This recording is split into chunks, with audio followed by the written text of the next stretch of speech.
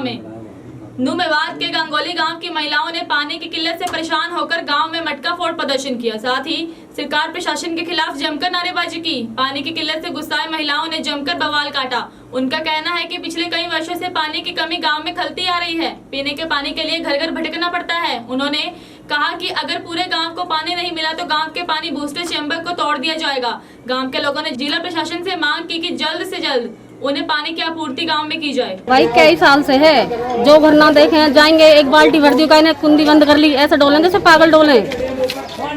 और भी मिले तो हम तो यूँ चाहे मिले तो पूरे गांव में मिले पानी, ना तो बूस्टर में हम फोड़ेंगे तोड़ेंगे गति। ये बात हमने कल जय साहब से भी कह दी और अब भी कह रहे मीडिया वाले से भी, हम तो तोड़ेंगे बिल्कुल। या हमें कहीं से भी तोड़नी पड़े, चाहे हमें वहाँ बूस्टर में ईंट पत्थर डालने पड़े, भैया हमें पानी चाहिए। क्योंकि हम एक बजे पानी भरे, हमारे हैजा लगने के हो जाए, चक्कर आ जाए पानी भर भर के। कोई टाइम नहीं है, कोई टेबल नहीं है। फिलहाल खारा अपने घर में लगा रखो, 20 रुपए की बोतल ले रहे हैं और अपना गुजारो कर रही है, मोल ले रहे हैं। और भैया जब आवे जब लामे भी है, लामे है 2-4 चक्कर भरे जरूर, इसे पूर्ति नहीं कहीं से भी लामे चाहिए, पूर्ति तो ना बढ़े ना। हम तो यही चाहे भैया, हमें पानी चाहिए, पानी मिले तो सब मिले, ना तो गांगोली गांव में कहीं ना मिले। कई सालों से परेशानी है और जैसे पानी वहाँ तो छोड़ेंगे तो एक बार होगा, एक आध बार, फिर कुछ नहीं। फिर जब सबके पानी भर जाएंगे फिर हम सोचे चलो वो बंद कर दें, जब आ जाएंगे जब भी कुछ नहीं आए। हम तो फिर एक आध बाल्टी लेकर लेने चले तो हमें पानी ना मिले। सब अपने किवाड़ बंद कर ले हैं, कोई ना भर देखो हमारा ना भरे। देखो जी ये मोहल्ले 2 हैं, 20-30 तो परे के हैं और 10-15 ईद के हैं। गड़ी मोहल्ला, चौक मोहल्ला अलग है, गड़ी मोहल्ला अलग है। ये समस्या जी कई साल हो गए। सरपंच कल का ही बन दिए, वो सोचे ले आपको सरपंच बनेगा तो वो करवा देगा, वो नहीं कहते हम करवा देंगे, फिर कुछ नहीं है। मैं तो पानी चलाना काम मेरे बस के ना घर पहुँचा, अरे कुछ ना जाओ। अब हम कब तक पानी ढो, हम तो हार लिए पानी ढोते। ये जो पानी की समस्या बनी हुई है जी, यहाँ जो पीने का पानी, जो रेनीवाल का जो पानी आता है उसकी समस्या है, और ये 30 घरों की समस्या है यहाँ पे। ये कई सालों से चल रही है जी। बूस्टर भी बना दिया, दूसरा बूस्टर भी बना था, ये कहा था अब भाई इसमें पानी आ जाएगा तो पानी की समस्या दूर हो जाएगी, लेकिन उसमें आज तक भी पानी नहीं डला है।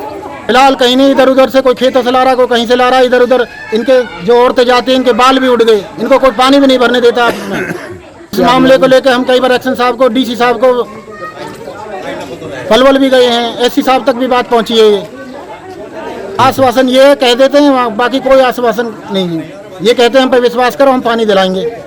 सूर्य ग्रहण पर सभी लोग अलग अलग तरीके से दान कर पुण्य कमाते हैं, लेकिन नादौर में एक सामाजिक संस्था की ओर से इस दिन रक्तदान शिविर का आयोजन किया गया। युवा खेल व रक्तदान संस्था के अध्यक्ष धनपत सैनी ने कहा कि सूर्य ग्रहण पर दान की काफी महत्व माना जाता है। इसी के चलते उनकी संस्था ने सामूहिक फैसला लेते हुए इस दिन रक्तदान शिविर लगाने का निर्णय लिया था। कोरोना महामारी के चलते संस्था द्वारा लगाए गए इस शिविर में सोशल डिस्टेंसिंग का भी पूरा ध्यान रखा गया।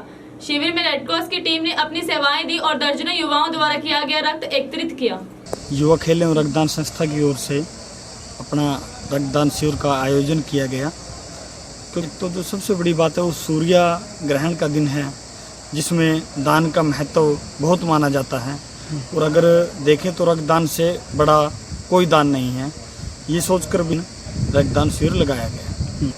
रक्तदान का आयोजन है वो युवाओं के लिए ज़्यादा है, क्योंकि इसमें आज के समय में अगर देखें जो अपनी युवा शक्ति है वो नशे की ओर ज़्यादा अग्रसर हो रही है। उसको रोकने के लिए, उसको अपने साथ चलने के लिए, समाज में कहीं ना कहीं उसका सदुपयोग हो सके, इसके लिए रक्तदान का आयोजन युवाओं के लिए खास तौर पर किया गया है। वहीं रेवाड़ी में हमारा परिवार सामाजिक संस्था और वीर भगत सिंह युवा दल की ओर से शहर की पंजाबी धर्मशाला में कार्यक्रम का आयोजन किया गया। कार्यक्रम में गलवान घाटी में भारत चीन विवाद में शहीद हुए भारत के 20 जांबाज सैनिकों को 2 मिनट का मौन रखकर श्रद्धांजलि दी गई और मोदी सरकार से इसका बदला लेने की मांग करते हुए चीनी सामान का पूर्णतः बहिष्कार करने का निर्णय लिया गया। संस्थापक दिनेश कुमार ने कहा कि एक तरफ तो चीन अपने प्रोडक्ट भारतीय बाजार में बेचकर मुनाफा कमाता है, वहीं दूसरी ओर हमें आंखें भी दिखाता है।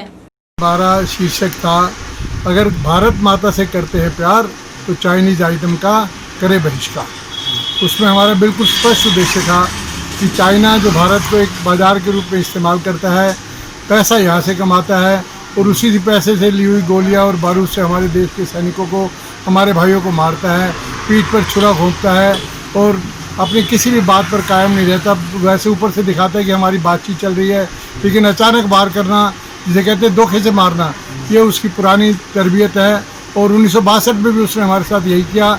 लेकिन अब 1962 वाला हिंदुस्तान नहीं है, अब हमारा 2020 का एक 65 करोड़ युवाओं का हिंदुस्तान है। अब हम उसको मिलकर भारतीय सेना हमारी सीमाओं पर और हम जैसे नागरिक, हम जैसे व्यापारी भाई बाजार में, दोनों मोर्चों पर उसका जवाब देंगे। चाइना आइटम का पूर्ण बहिष्कार करें, हम उसकी कमर तोड़ देंगे। इनकलाब जिंदाबाद, वंदे मातरम। टोहाना के गांव जमालपुर में एक बार्बर की दुकान की छत गिरने से 3 लोगों के घायल होने का मामला सामने आया है। छत गिरने की सूचना पाकर गांव के ग्रामीण पहुंच गए और बाहर निकाला, जिसके बाद घायल तीनों को नागरिक अस्पताल में दाखिल करवाया गया, जहां इनका इलाज जारी है। दुकान की छत गिरने से लाखों का नुकसान हो गया, जिसके बाद ग्रामीणों ने सरकार से मदद की गुहार लगाई। आज गांव में तेज हवा थी, आंधी थी और तेज बारिश थी। उसकी वजह से छत गिर गई और नीचे एक काड़ू था, एक रामू बाजीगर था और एक दीपू बिलाती का था। इसमें कम से कम 3-4 लाख रुपए का लगभग नुकसान है। सारी दुकान खराब होगी, सारा सामान खराब हो गई। चोटें सिविल हॉस्पिटल में एडमिट करवा दिए हैं। डॉक्टर साहब कह रहे हैं एक थोड़ा सीरियस है, बाकी तो ठीक। वहीं दादरी के एक निजी स्कूल में वेलफेयर एसोसिएशन के जिला प्रधान इंद्रजीत फोगाट की अध्यक्षता में कार्यकारिणी की मीटिंग का आयोजन किया गया। मीटिंग में निजी स्कूल संचालकों ने सरकार से भी मांग की कि ऐसा आदेश जारी करे ताकि बच्चों की ट्यूशन फीस समय पर मिल सके। उन्होंने कहा कि सरकार अगर निजी स्कूलों का सहयोग न करते हुए अभिभावकों को मासिक फीस जमा करवाने का स्पष्ट आदेश नहीं देती है तो सभी स्कूल मिलकर 10 जुलाई के बाद बिना फीस जमा करवाने वाले बच्चों की ऑनलाइन क्लासें पूर्ण रूप से बंद कर देंगे। इस अवधि तक यदि अभिभावक फीस जमा नहीं करवाते हैं तो सभी स्कूल ऐसे बच्चों का सामूहिक रूप से विद्यालयों से नाम काट देंगे। निजी स्कूलों ने सरकार को अल्टीमेटम भी दिया कि 10 जुलाई के बाद प्रदेश भर में बड़ा आंदोलन शुरू किया जाएगा और इसकी जिम्मेदार सरकार होगी। देखिए ऐसा है, आज school welfare and development association की जो मीटिंग हुई है कार्यकारिणी की चरखी दादरी में, उसका जो मेन एजेंडा जो आजकल आप देख रहे हैं, एक तो जो बच्चों की फीस है वो सरकार ने एक आदेश दे दिया कि भी सिर्फ ट्यूशन फीस ही लेनी है और ट्यूशन फीस ही ले सकते हैं, बाकी सारे फंड्स हम नहीं ले ही नहीं सकते। इससे क्या हुआ कि आम आदमी के दिमाग में एक भ्रम फैल गया कि ट्यूशन फीस माफ हो सकती है। अब लोग फीस पे नहीं कर रहे और पिछले लगभग 4 महीने से कोई भी ट्यूशन फीस बच्चों की नहीं आ पा रही, जबकि टीचर्स हमारे रेगुलरली एक्स्ट्रा आवर्स में भी काम कर रहे हैं। अब उनकी फीस ना आने की वजह से उनकी सैलरी नहीं दी जा रही है। हमारी एसोसिएशन की तरफ से मांग सरकार से ये है कि जिस आदेश से आपने प्राइवेट स्कूलों को फीस ना लेने के लिए कहा था, ठीक इसी तरीके से एक आम जन के सामने एक आदेश दिया जाए या एक तरीके से रिक्वेस्ट की जाए, सरकार एक आदेश पारित करे कि इन स्कूलों की फीस जमा करवाएं लोग, ताकि उन जो टीचर्स हैं बेचारे जो काम कर रहे हैं उनकी सैलरी दी जा सके। स्कूल के और भी बहुत सारे खर्चे हैं, जैसे बसेस खड़ी हुई हैं लेकिन क्या उनका इंश्योरेंस के खर्चे नहीं है, क्या उनकी EMI नहीं पे करनी हमें, तो ये खर्चे बहुत बड़े हैं। आज हमारी एसोसिएशन ने ये निर्णय लिया गया है कि अगली 10 तारीख तक का हम समय दे रहे हैं कि 10 तारीख तक हम पेरेंट्स से रिक्वेस्ट करेंगे और सरकार से भी हमारी मांग है कि वो सरकार भी आदेश दे कि पेरेंट्स हमारी फीस पे कर दे ताकि हम हमारे टीचर्स की सैलरी पे कर पाए। नहीं तो हमारे पास और कोई रास्ता नहीं बचेगा। हमारे जो टीचर्स हैं वो रोड पर आ जाएंगे और हम जो मीडियम है सरकार के और टीचर्स के बीच में, हमारे हाथ से बात निकलती जा रही है।